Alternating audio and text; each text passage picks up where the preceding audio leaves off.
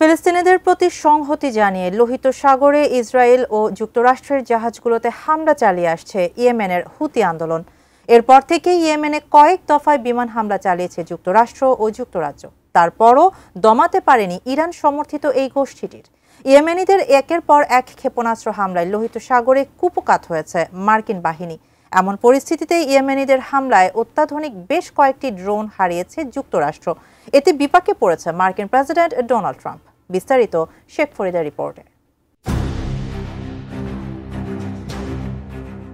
ইয়েমেনের হুতি আন্দোলনের একের পর এক হামলায় নাস্তানাবুদ অবস্থা যুক্তরাষ্ট্র ও ইসরায়েলের। ইরান সমর্থিত এই গোষ্ঠীটির হামলায় অত্যাধুনিক বেশ কয়েকটি ড্রোন হারিয়েছে যুক্তরাষ্ট্র। এতে খোদ বিপাকে পড়েছে ট্রাম্প প্রশাসন।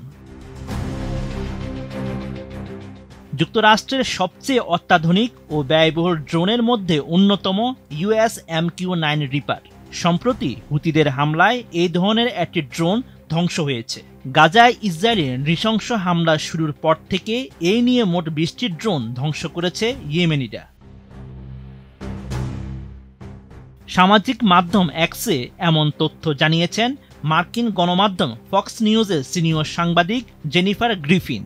জানান, ট্রাম্প প্রশাসনের সময়ে হুতিদের হামলায় 6টি MQ-9 রিপার ড্রোন ধ্বংস হয়েছে। টানা 35 দিন ধরে বোমা হামলা চালিয়ে আসছে মার্কিন বাহিনী। এই সময় হুতি সদস্যরা এই ব্যয়বহুল মার্কিন সম্পদগুলোতে হামলা চালানোর পাশাপাশি ইসরায়েলে অবিরত ব্যালিস্টিক ক্ষেপণাস্ত্র নিক্ষেপ করে আসছে।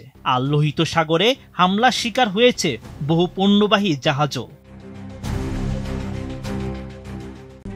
RICL TMX, যুগের পর যুগ স্থাপনা থাকে মজবুত। কংগ্রেশনাল রিসার্চ সার্ভিস অনুসারে প্রতিটি MQ-9 ড্রোনের দাম প্রায় $30 মিলিয়ন।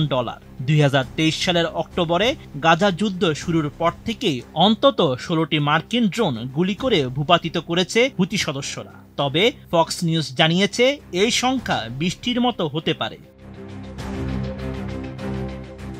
বিশ্বজুড়ে এই ধরনের রিপার ড্রোনের চাহিদা রয়েছে সর্বোচ্চ পর্যায়ে। এমন চাহিদা সম্পন্ন অত্যাধুনিক ড্রোন ধ্বংসের ফলে যুক্তরাষ্ট্রের ক্ষতি হয়েছে $500 মিলিয়ন বেশি। এই ধরনের ড্রোন যুক্তরাষ্ট্রের সমরাস্ত্র ভাণ্ডারে খুব যে বেশি রয়েছে তাও নয়। মার্কিন কর্মকর্তারা জানান, 2024 সালের ডিসেম্বর পর্যন্ত মার্কিন অস্ত্রাগারে 230টির মতো MQ-9 রিপার ড্রোন ছিল।